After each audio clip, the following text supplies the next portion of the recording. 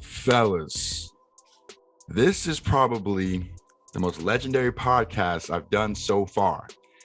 But before AMS, right? Before y'all are praising AMS, there was a man, light-skinned nigga, muscles, pretty eyes, Elliot Hulse, schooling you boys. And now he's here today on the podcast to kick y'all some game. Let's bring your hands up for Elliot Hulse, everybody. Thank you so much, man, for coming on the show. You know what I'm saying? Kicking game to the young kings out there, because it's funny. Like, there was on YouTube, there's different generations of guys giving game. You know, if you go all the way back, was it like RSD Tyler and them, right? It was like they're like the PUAs, right? Most of my people have never heard of them. And then it goes, at least in my opinion, like Elliot and whoever you were on YouTube with, and then it went AMS, and now it's Fresh and Fit, right? So it's like there's all these different generations of guys, and you're definitely a generation that kids who are 18 may not have ever heard of, but I'll make sure, we respect the OGs, man, because all the stuff that Fresh and Fit may say or AMS would say came from you first, So it's like, it's cool to bring it all back. But today's topic, guys, is we're gonna do 3 things men need to do, right? To like, not even about women. We're not talking about that yet. Just 3 things men just must do to become better men. And then towards the end, for you horny guys out there, we're definitely gonna spit some game as well. 3 things guys can implement in their dating life. But for me, I'm gonna have our guests go first. What's the one thing a man needs to do, man, just in life in general? You got to build yourself up. You got to because they say that a woman's job is to retain her value. A man's job is to build his value, right? And that means a woman basically comes out with the value that people are seeking, that men are seeking: their beauty, their soft skin, their smell, and their pea sleeve. Shout out to Coach Greg Adams. Coach Greg, sleeve, he calls it. Yeah. The pea sleeve. They got the pea sleeves. So they come out with that value, but men, it don't work that way. Men become. And so before looking for anything, you got to build yourself up. And the number one primary priority for a man when he hits that age, when testosterone starts flowing, is you got to get in the gym. You got to get in the gym, because that's what sets us apart. There's a myriad of things that set us apart, but by mere virtue of having testosterone flowing through your bones, flowing through your blood, makes you a man. And so you got to use it or you lose it. And we are living in a time of epidemic low testosterone. Yeah. And that can be corrected in myriad of different ways. But number one, very simply, is get in the gym. You're going to look better. You're going to feel better. You're going to have a better hormone profile. You'll be more attractive. You have more self-confidence. You'll be able to overcome resistance, because that's what it is when you're in there. Absolutely. Got you. So one thing I'll touch on is creating value. I just feel like, man, some men, they're kind of stuck where it's like, okay, their confidence is low, so they're not in the gym. Their confidence is low, so they're not, really self-improving too much. And it's like, bro, when I coach my clients, and then this is a pretty bold statement, but you could probably agree. I coach a couple guys who are virgins, right? Who are 21, 22. And I'm like, dog, I know this sounds crazy, but you may never get to procreate if you don't bring value. You know what I mean? You may never have a family. So you have to this unconfident man, you got to shed that, get into the gym. And because most of these guys have a little bit, like their BMI is a bit off, or they're a bit overweight. Right. So it's like, you can't be short and overweight. You just can't be both. Right. You can't be both, bro. So you gotta be able to, at least, if you're short, you can't control that. Can't control that, but at least be able to control your body and your income. Right. A girl can go, yeah, my man's 5'6", but he's in great shape and he makes good money to support us and the family. Right. So you gotta just become the best man, bro, because Elliot said, if you don't bring the value, you may a woman's father may go, hey, he's not fit for you, baby. That's not good. And women by default want a man that can protect them. I know this is kind of like maybe archaic thinking, but even for a man, we look for a woman that looks weaker, softer, submissive. Yeah. And the polarity is there. If we're bigger, stronger, aggressive, then it works. But what we got is kind of like a flip-flop today where a lot of men are soft, effeminate, weak, and the women are walking around like strong, independent, tough. Let's talk about that, bro. I feel like a lot of time this is what happened in my opinion. Feminism told I think men as well, hey, it's okay to cry. Yeah. It's okay to be emotional. You don't have to protect from who? Women can protect themselves, right? So men are like, so for the men who are a bit more, I think my opinion, more beta, like, okay, well, if that's what women are now, then I guess I'll just do that stuff. And what happens is, yes, women applaud them. Yes, you don't have to protect. Who said that? You don't have to, you can cry. Who said you couldn't? And men are accepting this new narrative.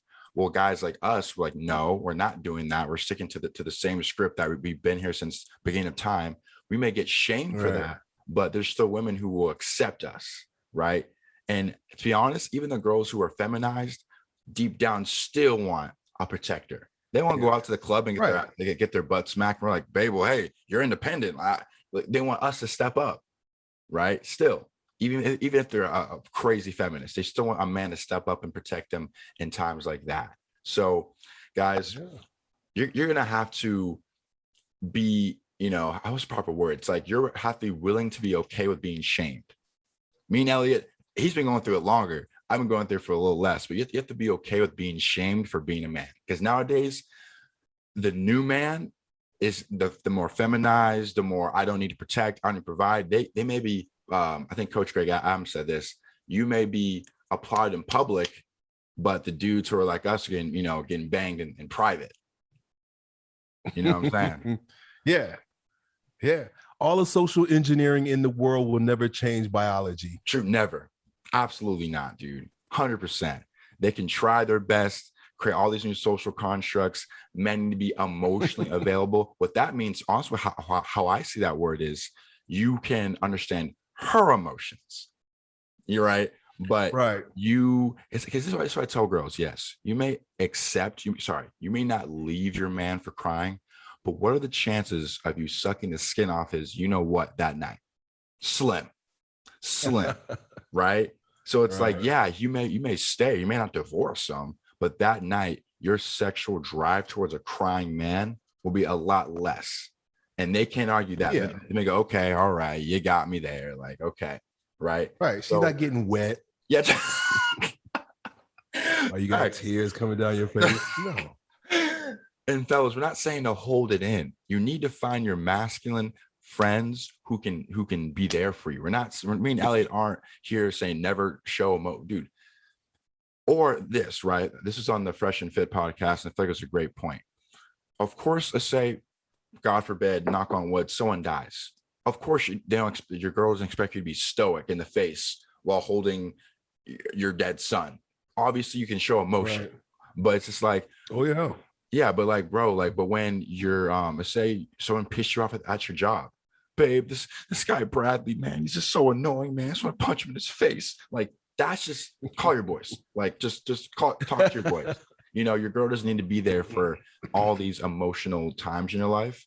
I feel like the best thing to do is, hey, babe, I'm not feeling the best right now, but I'm gonna get through this. Don't worry about it. Okay, you were emotional. You told her, hey, this is what's going on, but I'm good. I'm working towards. But you have a wife, right? Yeah. So it's like, so how do you? So you're a great example. How do you do your emotion? I know you're not emotionless, but how do you show emotion, if you do, to your wife? Well, I'll preface this by saying that my dog got hit by a car 2 weeks ago, and I was crying. Really? Yeah. Oh, shit. My dog got hit by a car. I had to drag him in and bury him. So of course, the feelings, I can't help it. Yeah. The tears are just coming. They're just there. I'm not trying to make them come, or I'm not trying to hold them back. It's there. And my wife is there with me. And of course, she was crying as well. Where I think we sort of get it a little twisted is when we complain, we whine, and we cry to our woman thinking that maybe she could help us. I think that's what the big issue is. I'm not so sure that showing the emotion is the problem. I think showing up and asking her to do something about it. Like maybe she can console me, maybe she can solve it for me, maybe she can help rid me of this pain. But that's not her job, nor is she interested in doing that. True. So to show emotion is one thing, but then to expect her to reciprocate or to do something about it is a totally different ball game. We're the problem solvers. True. That changes the polarity, because a woman will come to a man and she'll cry, and because she wants him to console her. Facts. She wants comfort. But a man cries, it's okay. Hey, look, man, cry, but don't look for her to be the problem solver. That's all I'm saying. I feel like that's a great point. Definitely a good clip, because I feel like it's a big battle. Whenever anyone brings up men crying, women, of course, oh yeah, of course, cry. Oh yeah, cry, right? And then I feel like, okay, listen, we just can't confide in you to fix the issue. Don't confide them to fix the issue. So that's a good one. So on the next topic, my one is obvious, is find purpose, right? I feel like a lot of men, right, when you just go to work and come home, crack open a beer, Netflix, and then bars on the weekends, that life, you're probably not the happiest, right? Even if you say you are, you're probably not the happiest, because deep down, you have a burning desire to do something different, but you just don't know what it is. And what that is purpose, right? For me, I'm blessed. I was able to monetize 2 hobbies. Number one, I'm a videographer and photographer. It went from being fun to me doing this full time. That's dope. Like, it doesn't feel like work when I show up to a music video. It doesn't feel like work when I show up to a wedding and I shoot video. That's awesome. I love it. I enjoy it. But then I started talking about, dating and stuff like that for fun on TikTok. All of a sudden, here I am at almost 500,000, right? So I was able to monetize things I'm good at. And I feel like if you're able to monetize things you're good at, that's when you find purpose, man. Because I guarantee you don't want to sell health insurance 8 hours a day. That's just, I don't think you were put on this earth to just do that. Maybe you can do that, but on the side, guys, flip sneakers. There's too many things you can do on the side to make even a small income. $100 a month, dude. That's $1,200 richer in the year. You know what I mean? So I think men need to really find something that they love to do, because that's going to make them, I think, a better man. I feel like you can definitely talk about purpose, because, look what you're able to build from purpose, I agree with you. And I would just continue that by saying, one of the best pieces of advice my father ever gave me was, I don't care what you do, as long as you're the best. And that's becoming a master. I think that's really important for men, because you're saying monetize what you're good at, but you know what? Most guys ain't good at nothing. What are you good at? What can you do? True. Yeah, true. And it's really basic. Yeah. School hasn't taught us to try to excel in anything except being the same. True. And so most men are just the same. They're just flat, gray, on the fence, nothing extraordinary about them. Where is your field of mastery? Where's your area of mastery? Where's that one realm by which you step in and no one can touch you? No one can say, hey, that guy is weak, he's soft, or he's less than a master. Find that one area. You mentioned selling insurance. I don't want to sell insurance. Maybe you don't want to sell insurance, but if the guy that's selling insurance is a G at selling insurance, he's selling more packages, bigger packages to more people around the world, and he's opening up offices. Guess what? He's selling insurance like a master, and that's the kind of guy that you want to be. True. I met a guy who is a plumber, right? He's a plumber. I guess that may be in some realms considered a lowly profession, right? You're cleaning up dirty water, whatever it is. He's got a skill, so he's got mastery. But not only that, he went from being just a journeyman plumber to now he's got like 8 offices throughout the state. Wow. Because he was so good at it, and he was so reliable as a plumber and as a businessman, that he was like, all right, let me bring other dudes under my belt. Let me open up an office here. The guy is crushing it. And what does he do? Fix pipes. True. He found what he was good at and became a master. So I think the biggest thing, Yep. guys, because I feel like Elliot has a great point. Most men do like that. I think of my friends, they're not really that good at really anything. Like there's no skill they have that's Right. crazy. But if you can become a master, that's when your income will really change. That's when your employer Yes. can't replace you because you're a master, right? So I That's and right. so as I feel like get to a level of mastery, which will take that 10,000 hours, and just if you get there, you be a G at what you do. Right. And then another thing is too, and I feel like, man, this is my number two. I'll get your number two in a second. Is you made a video on this as well, and this is an interesting topic, right? Victim mentality, right? So this goes for more so for how I say this properly. It doesn't matter if you're a white kid and your dad wasn't around or mom wasn't around. You feel like the cards I was dealt wasn't good enough, or you have melanin like me and Elliot, and you feel like, oh, the world's against us. Okay, look, I'm not the type of guy to sit here and go, oh, you're not this, you're not oppressed, like, because I don't know your situation. I don't know. But the thing is, what are you gonna do about it, right? Because I know for a fact there may be some people in this world who may have better opportunities than me because of the color of their skin, but that doesn't bother me because I know I'm better than they are anyway, right? So it's like I don't let damn near anything come between me and my goal. I don't care about skin color. It could be a factor, sure, but do I care? No, right? I know you made a video on it, so like, and I know you came up as a mixed biracial kid, where it's like I guess maybe you weren't black enough for the black kids and weren't white enough for the white kids, and it kind of sometimes I feel like who's accepting me. So I feel like you're a great person to speak on the whole victim thing. Yeah. And I think you made a really good point in terms of if you have self-mastery, if you got some form of mastery, then nobody could tell you anything. My True. father is from Belize, right? My father, he's they call him coolie, almost like how you got your hair is a little soft. I don't know, you must be mixed or something. Yeah. Yeah, my dad's hair is a little soft, but he's dark skinned, just like he's same color skin as you. Oh, okay. And my dad, not only that, he's a black asshole. My dad got an attitude. He got a mean attitude. He's an alpha. Yeah, he's the only black guy, and he's an alpha, and nobody fucks with him. And he's got a bad attitude. That's just my dad. Yeah.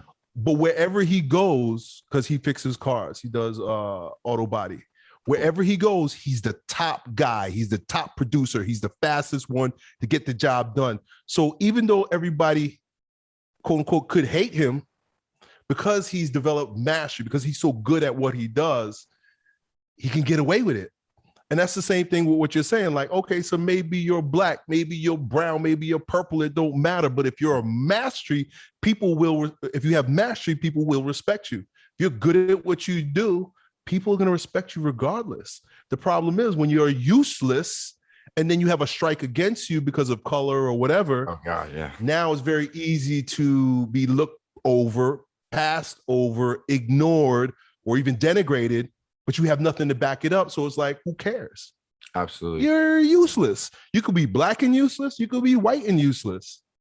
I agree. And one thing that just came to my mind, I'm not sure this even correlates, but for example, Jimi Hendrix, right? The fact that he was a black man during, real racial times, right? Where there was colored water fountains and he'd play at a white show. Like that always never made sense to me. Wait, Dad, like if white people were racist, why was Jimi Hendrix playing at Woodstock? Well, hey, when you're a bad mother effer, like it don't matter. It just don't right. It just don't matter. That's right.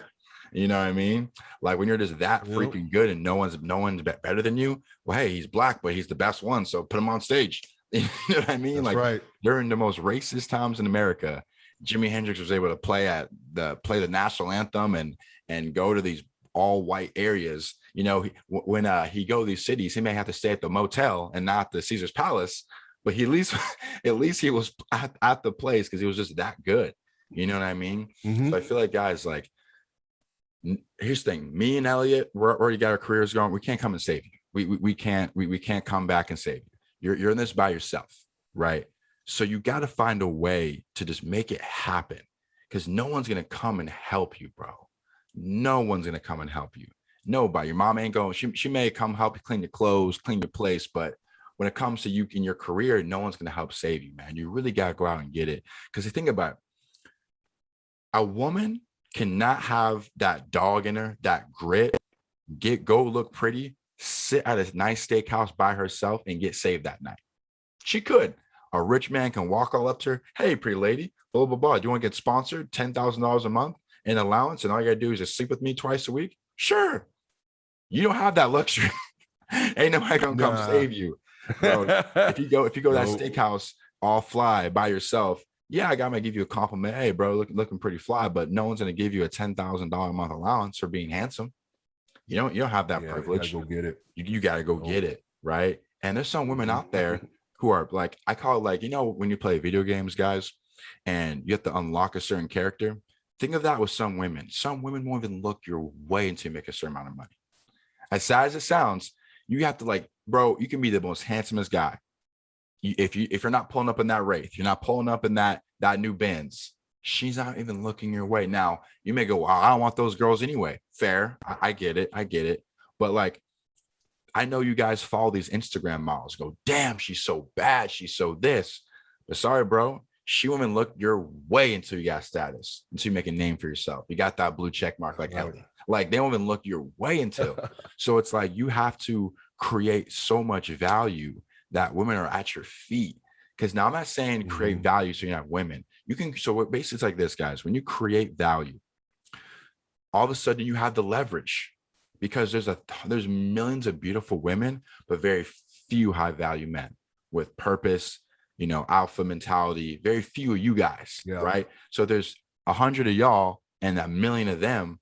Now you have the leverage, right? Now you can pick and choose. Now you can say, nah, girl, like, you're living a thought lifestyle, I don't want you.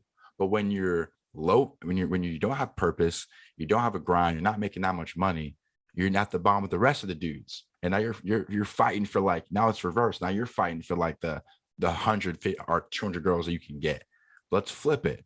Create value, grind, get to the top. Now you have the leverage in choosing a partner. Now, how I say this, when you start growing on YouTube and getting the social media clout, did your options with women change, or you didn't really care about that? Oh man, it was amazing. I married it's the craziest thing, because I wish I knew when I was younger, right? There was no, you guys like you weren't out there. There was no TikTok, and there was no RSD. When I was in high school, it was like, I knew what the Disney movies and the hip hop music was telling me. Whatever I was listening to in R&B, right? Like Cisco and shit like that. Whatever these guys were saying, that's what I knew. I knew what the culture was telling me, and it was all wrong. It turns out. Going to her house with a boombox like that. Yeah, it was so wrong. So I didn't realize that a man doesn't really reach his sexual market value until after 30 anyway. Yeah. And I remember being in my 20s, and I had a girlfriend who's now my wife. I started dating my wife when we were in high school. Oh, nice. And for me, I don't want to say I had lack mentality, but I stayed with her because girls weren't paying attention to me. Wow. I liked her. I enjoyed her. She was a great girl. That's why I married her. But it wasn't like I had a whole lot of options. It was not a whole lot of options. Light skin, green eyes, muscles wasn't enough. I was a beta, man. I didn't know. Okay. I didn't know anything. I was a blue pill beta. 20-year-old Elliot was not it. I just didn't know. So, and then I ended up just not being in the sexual marketplace, because I was like, all right, well, I got my girlfriend, I'm good. And and she and I get along so well. She's such a great woman because she adds value to my life, not just pussy and friendship.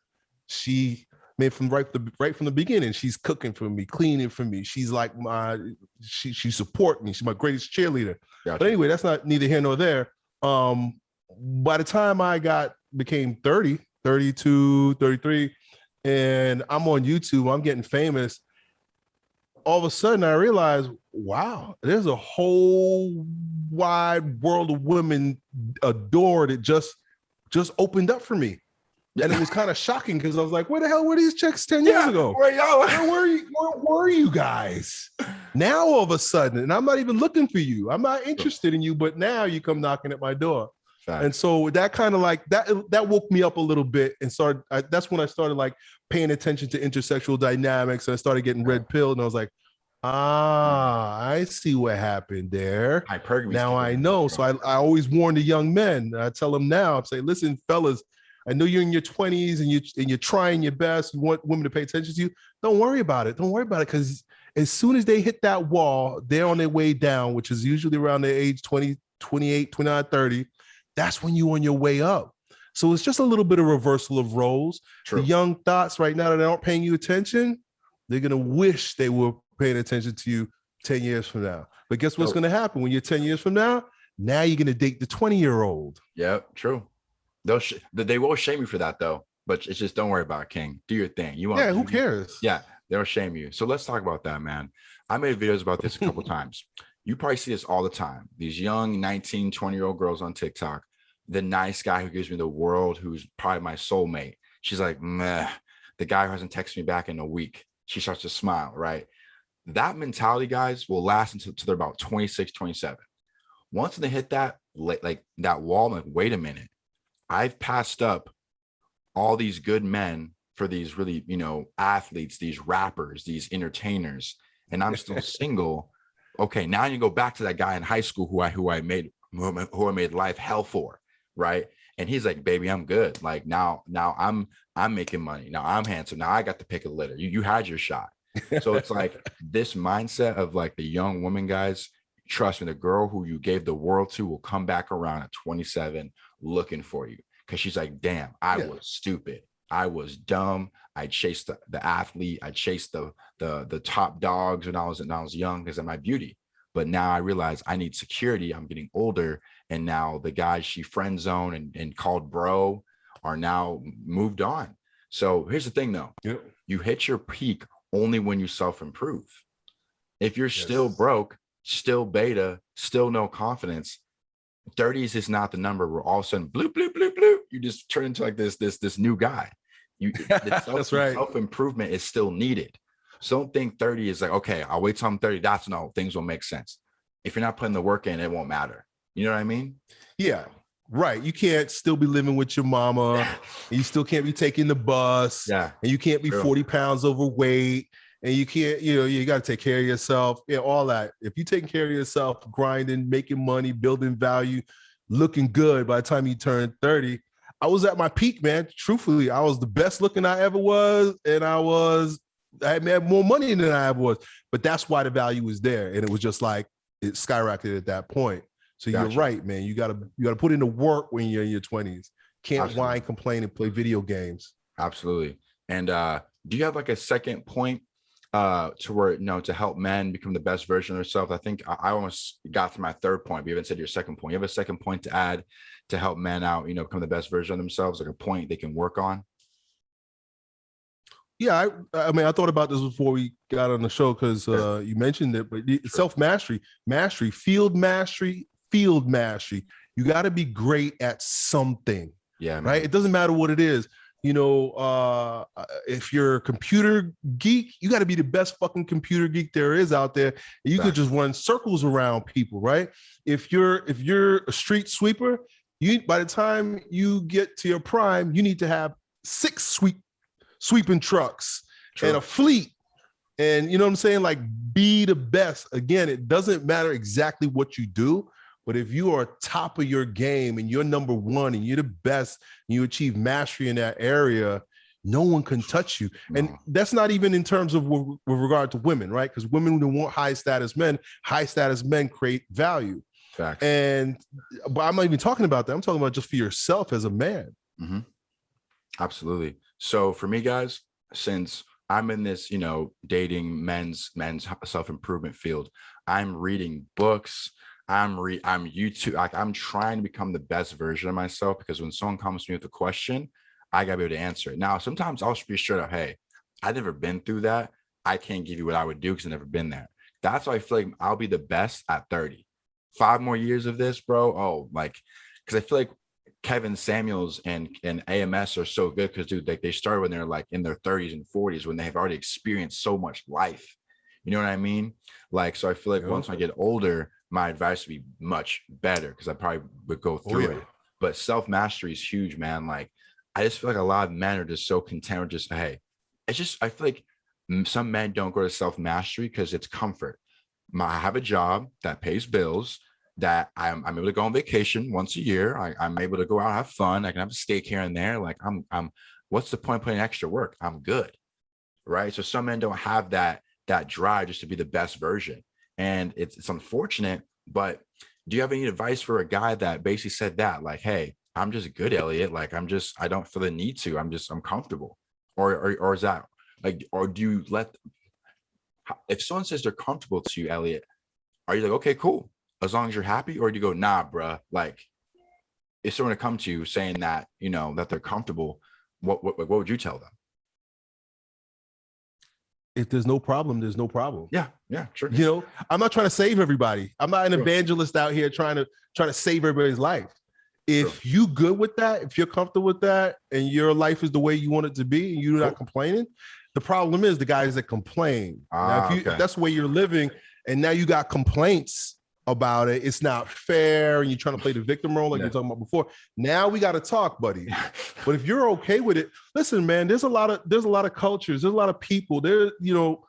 This is what the monks, the Zen monks and the Christian monks up on Mount Athos, and this is how they chose to live their lives, not to be always striving, not always needing, not always reaching and grabbing and trying and you know what I'm saying, climbing mountains. They've discovered that peace in life comes from acceptance. Hey, accept your situation, accept your circumstances, be okay with your lowly role. And in fact, there's room for enlightenment there because it's detachment. When you have that kind of detachment, you're free from carnal constraints and you can allow your soul to soar. So there's something great about it, but you have to choose that and you have to dedicate yourself to that. And you got to choose, like one of the things I often say, just in my opinion, that there's two righteous paths for the man. There's the way of the monk and there's the way of the married man, monk or marriage. Is you're working on your soul's ascension and you've detached from the world and you're not chasing pussy, you're not chasing money, you're not needing and reaching for shit. You're evolving your soul. That's a beautiful thing. Dedicating your life to the Lord. That's a beautiful thing. Facts. But on the other end of the spectrum, if you're going to choose to live in the world, you're going to be a part of the world.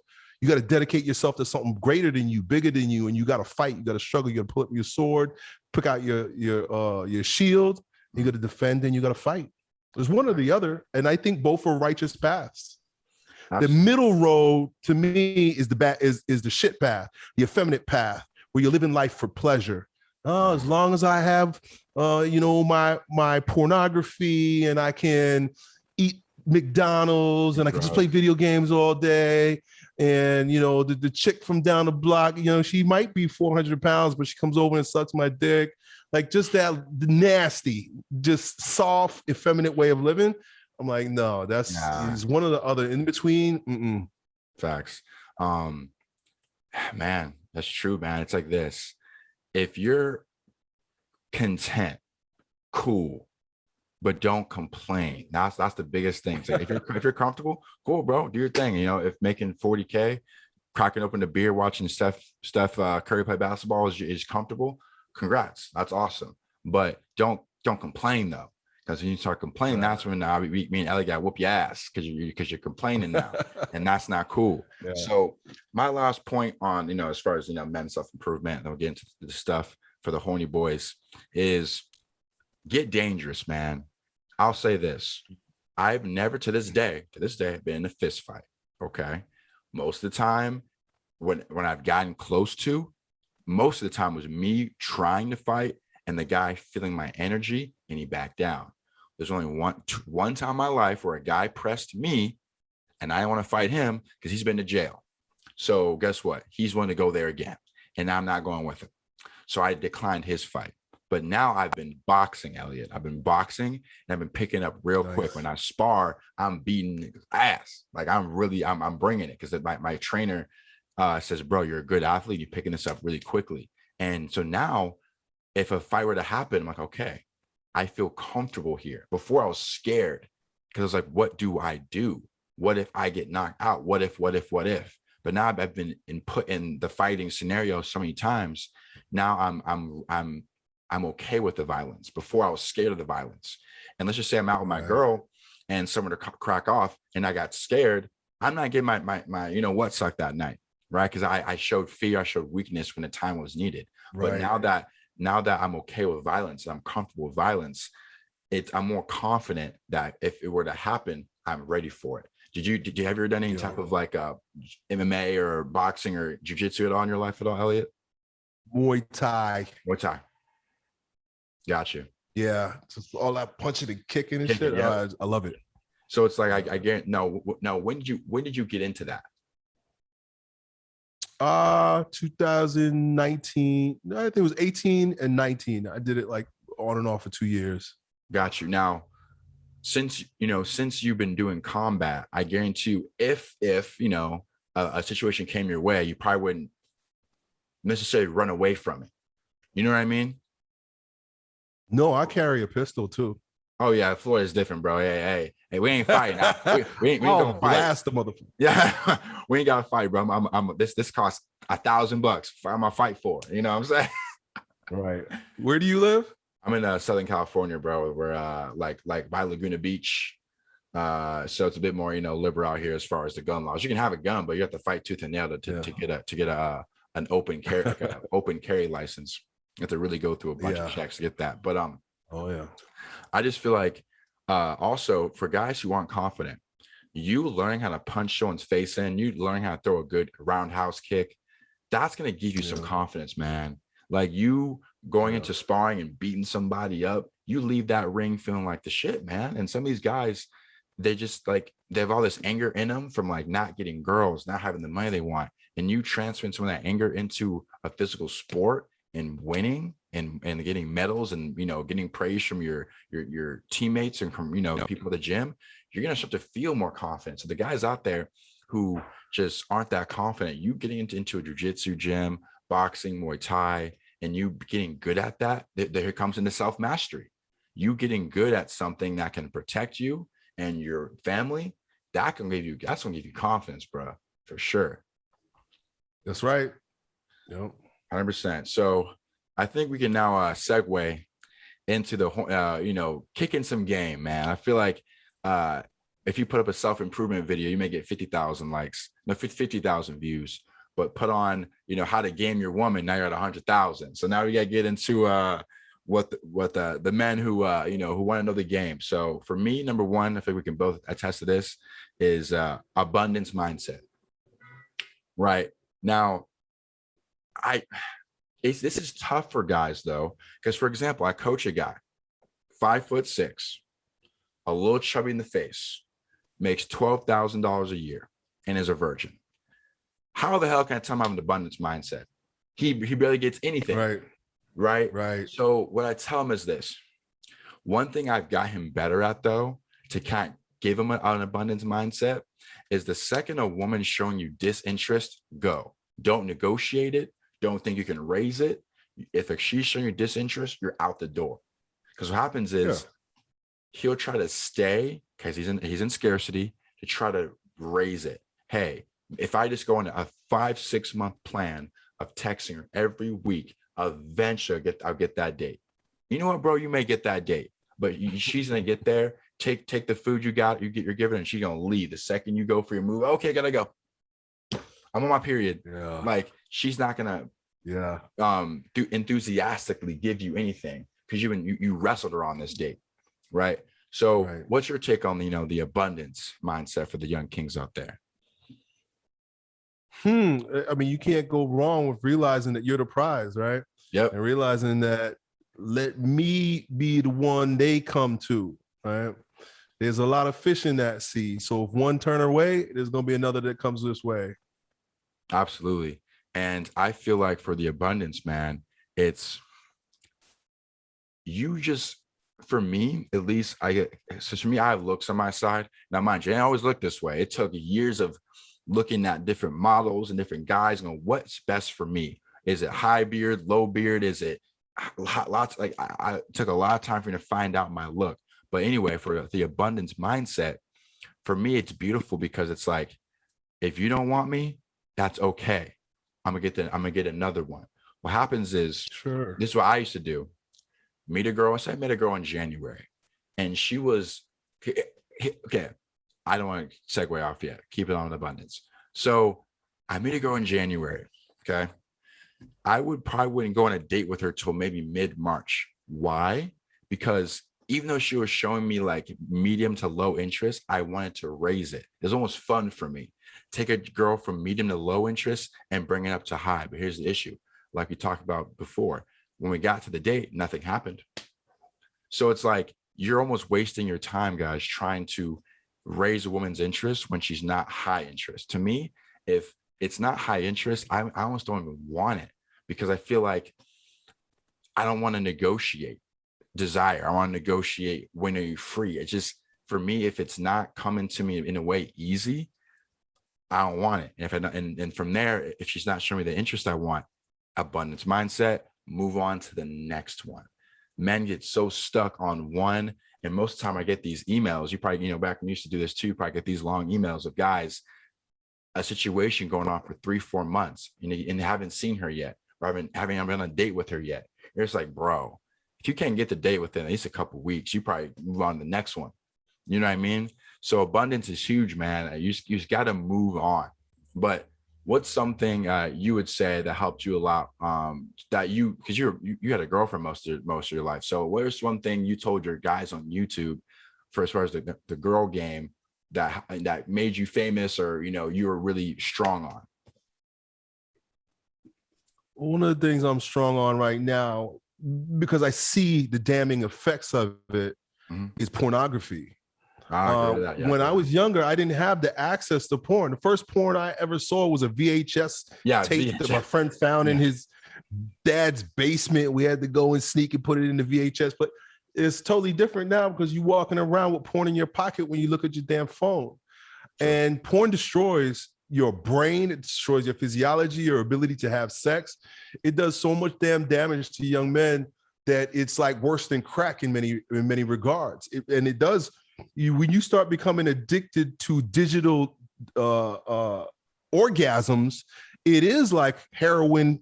The way the brain responds with the neural transmitters is like a hit of heroin. Every time you get addicted to screen sex, and then you're walking around like a limp dick, right? Women can sense whether you're full. Women want to be filled up. First of all, that's really what they want from a man that will just fill her up. But she also has this innate sense as to whether a man is limp or full himself. A limp man walks around limp, has a limp attitude because he's busting his nut, draining his seed every day watching these fucking porns. If a man is retaining, a man is maintaining, a man is growing his vitality, a woman can sense that too. She knows it. She's like, this man is full and he's ready to fill me up. In a way, women can smell your seed. And if your seed is spilled out on socks and sandals in your bedroom and bathroom, she can sense that you're soft. So you got to put it away. It screws with your brain and it reduces attraction. Got you, guys. So one thing I'll say is a lot of dudes follow girls, like, for example, like the super popping Instagram girl with 1.2 million followers. You need to get rid of her, because here's what happens. You see a fine ass picture of her, right? All of a sudden you start getting a little horny. All of a sudden, damn, now I got to take care of it. Pull out the hub, right? So you may need to start unfollowing people that even trigger you to go there, right? So for me, man, if a girl doesn't even follow me back, she's not getting followed. I'm not following like Kim Kardashian, I'm not following Kourtney. None of these Instagram girls, right? All the girls I follow, girls I know and I've met in person, right? And they don't post too scandalous. Some do, but like I might have to follow that hurt her too. But it's also getting rid of triggers, right? So if you follow people who are very, out there with their sexuality, you have to get rid of them, man, because what happens is if you're so used to getting aroused by this, it's on the screen, when you're with a woman, it's not going to be the same, because your body's only used to being aroused from seeing it. not actually, Right. doing it, and that troubles a lot of men. It's usually something that men don't want to talk about because no one wants to talk about they're really not working. That's Right. not, it's Right. not something men are excited to talk about amongst their peers. Right. So I feel like, getting rid of that will be a definite huge step in the right direction. Now, I'm curious too. Sometimes if I ever do beat my meat, I try to just use my flashbacks, right? I try not to pull this out and just put myself back where I was a couple of weeks ago, right? And that gets me, enough. Because sometimes, bro, as you probably know, it's 1 or 2 in the morning, you're standing up like this. I'm like, God damn, like I can't go to sleep with all these sexual thoughts running through my brain. So sometimes I take care of it, but I don't. I do my best not to take this out. Because I consider this is the easy way out. Your phone is the easy way out. At least try to use your brain to get off instead of going on your phone. Both aren't the best, but if you're gonna go with the phone way is the worst, in my opinion. Yeah. Pulling out the hub is probably the worst. So my next point, because we're almost done here, is, man, take it or leave it mindset as well. So this is what I mean by take it or leave it. Let's just say you like a woman and she sees you as her homeboy. Take it or leave it. Either you go on my program as we're romantic or not, or nothing. Because a lot of guys, what happens is they'll like a woman and they get friend zoned because, again, their game wasn't that good. And the girl offers them, hey, this is my new proposal. You get no sex, but I get all your attention though. And some men sign the deal because it's what she wants. If you have a take it or leave it mindset, hey, we're on my program. Either this is what we're doing or not at all. You have anything to add to like a man's, having a take it or leave it type of mentality? Yeah. And I would even, that dovetails perfectly into what my next one would be, which is intolerance. Men need to be less tolerant. We need to be far more intolerant. Facts. And there are a few things that, and we all have different standards. True. Certain things I would be intolerant of is I'm not going to date fat women. Sorry. If you are overweight, right, and you don't take care of yourself and you're in bad shape, I don't care how sexy you dress or how feminine you try to be. You're nasty. You're nasty because you're lazy. And my mother always tell me a lazy woman is a nasty woman. And if you're fat, you're usually lazy, right? Also, single mothers. I don't date women that got babies. Don't try to save them. Don't try to save their seed. They made bad decisions. Let them go back to their baby daddy. Another one I was talking with my wife about. Yeah. No, don't do it. It's a bad idea. That comes from lack mentality. Yeah. Also, wonder if you're going to be dating a woman and, my first question is, why are you dating, right? Like, and if you're dating for intention of being serious, long-term marriage, I don't want you to have an Instagram page where you're advertising yourself. Right? Bros hate this conversation. Why would I want to buy something, right? I'll go buy this car and I'll bring this car home, but the guy is still advertising the car like it's for sale. I bought the car, it's my car. How are you still advertising this? It's the same thing. It's like, hey, look, if we're going to be together, you stop advertising. A lot of these women, they will not hear it. They were like, no, I want to be free. I'm doing it for me. It's like, no, you're not doing it for you. You're doing it for the attention. And if you're seeking male attention outside of our relationship, then we don't need to be together. So I'm intolerant. Facts. Okay, I got a lot to say this one. Here we go. So I feel like since men, again, it goes back to scarcity. I finally found a woman who's nice enough to me, gives me the SCX. Shit, man. Like, I guess I'll take what I got, right? Opposed to saying, listen, here are my boundaries, and if you can't oblige to those, we can't be together. Because a lot of girls have never been told that before. Because a lot of girls, especially if they're like an 8, 9, like really pretty, guys just take them as they are because they got the 8 or 9, right? But for me, it's like, yo, this is, again, be intolerant, have a take it or leave it mindset. Hey, listen, if you're going to be with me, if we're just casually dating, post your booty hole pics, do your thing. But if you're my girlfriend, my wife, and I'm claiming you, like I'm walking around, this is my girl, there's got to be some things you have to be willing to change. I think a girl's perfect lifestyle is single on the gram, right? On the boats, at posing with the nice cars, posing with the nice housing in the Beverly Hills, right? Looking single while going home to a man. That's their perfect life. Advertising while being in a relationship. They get best of both worlds. Get the attention from the ballers and the athletes and the entertainers, right? DMs, comments, and they get to go home to a man, right? That's their perfect life. And here's the thing. That's not gonna follow me, baby. It's one or the other. Right. You know what I mean? Yeah. You got to delete that page. Sorry. Yeah. Or keep the page, but be gone. Yeah. Or it's like this, right? For me, since I grew up with social media, I'm a bit more different to it. Two things I'm gonna have to tell her. Listen, you may not have to get rid of it, but what you're gonna have to do is go private, right? Because that makes no sense. I do it for me. Then why is it public? Why can everyone see it? Like, that's right. And they start back, like, okay, if it's for you, okay, friends and family. You don't add any athletes, you don't add any entertainers, guys who your hypergamous nature is fiending for, accept them, and you just post. Right. Because here's the thing, women, you can be sexy without showing a bunch of skin.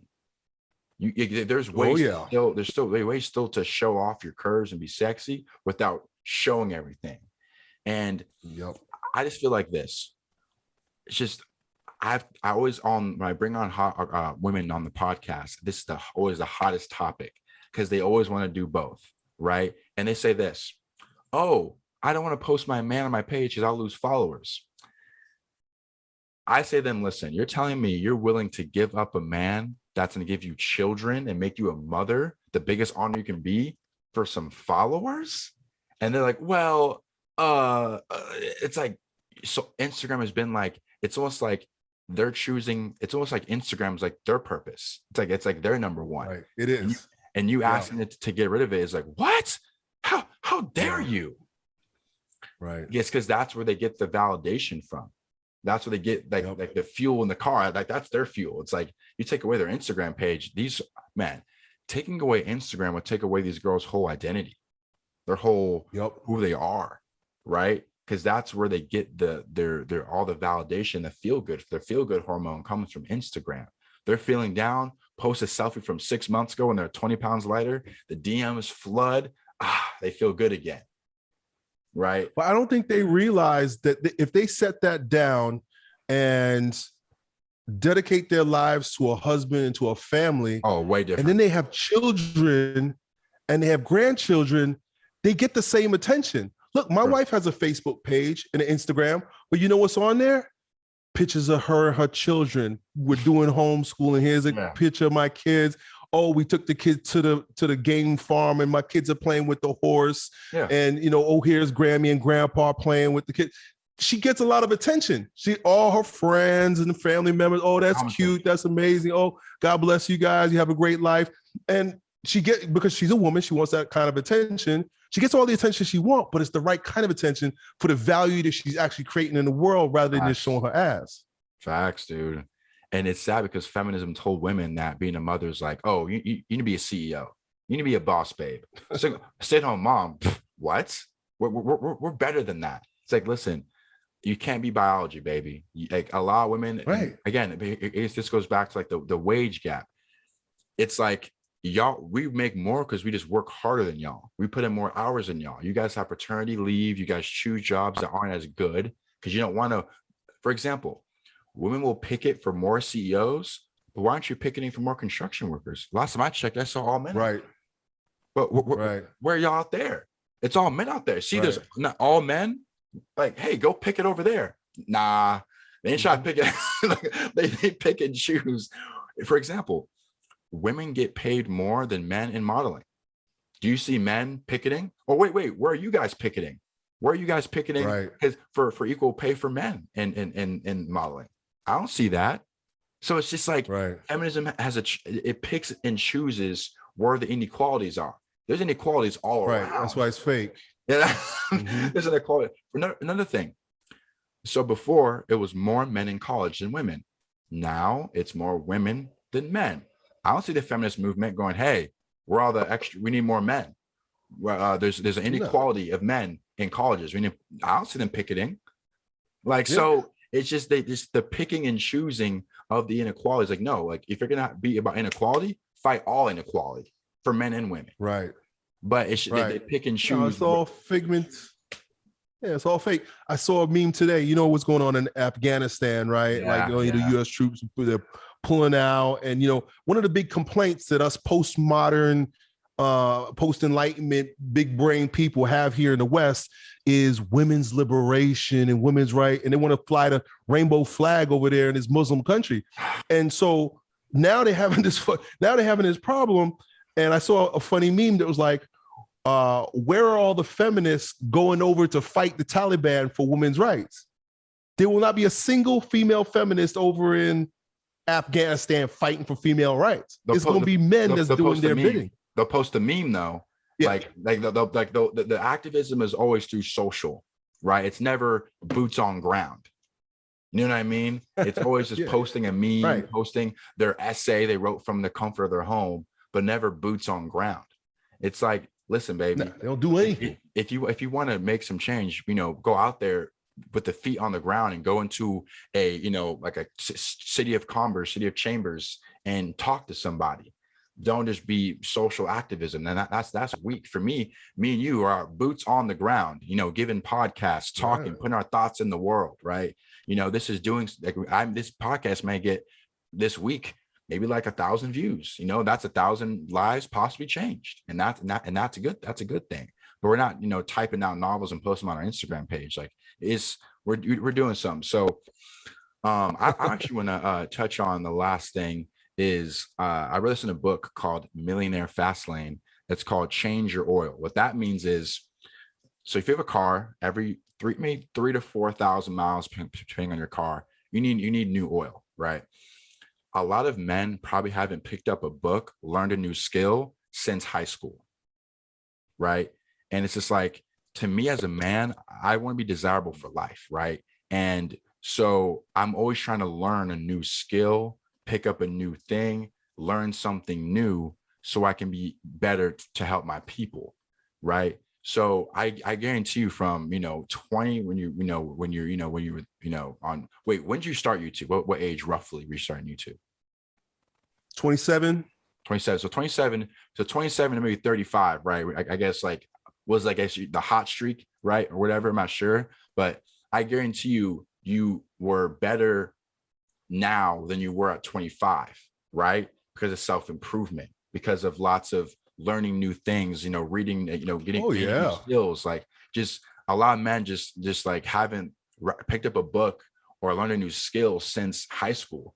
And I feel like men need to always be trying to evolve on something, learn a new skill, because the world is evolving. And I feel like learning new skills, learning new things are definitely going to help you out with being a better man.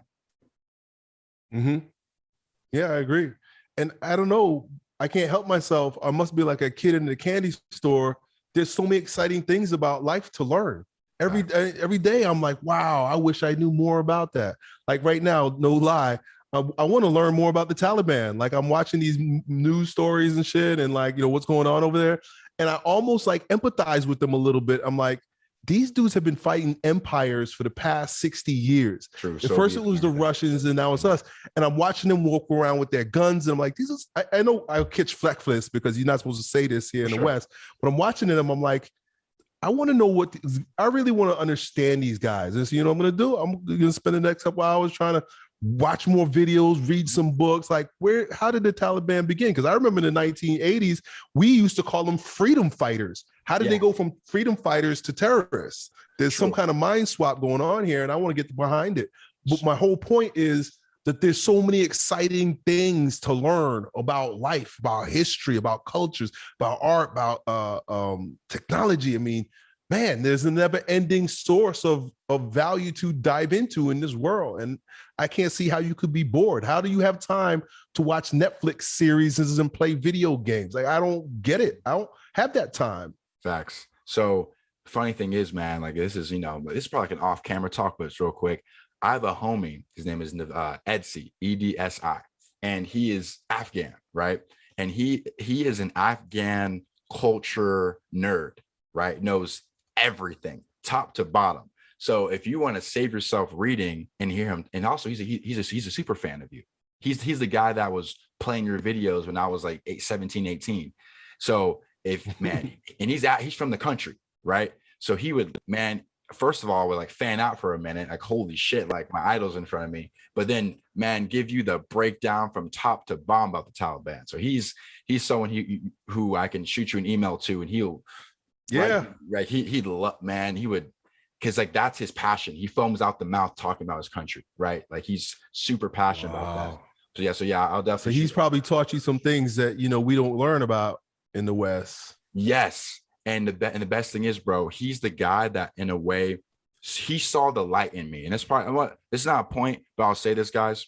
If you have a friend that really, okay, here's the word. He wants the best for you. He saw me as a guy that was funny, outgoing, and he was like, bro, you should be a YouTuber. And I was like, nah, man, like I don't have a camera, I have a laptop. It's just too much stuff. I have that stuff. I'll help you. I have a camera. I know how to edit. I was like, you know what? If you're gonna do everything for me, I guess I can just show up, right? So he saw potential in me, right? And he really pushed me. And look at me, like look how far I've come, all because a person believed in me. So man, if you guys got friends out there that just believe in you and help you out, you gotta keep those motherfuckers around. So I'm gonna end the podcast, guys. I appreciate you guys for coming through. Elliot, stay on for like a minute out, closing thoughts, and I appreciate you guys for coming through. And hey, man, defund simping, y'all. Peace. No.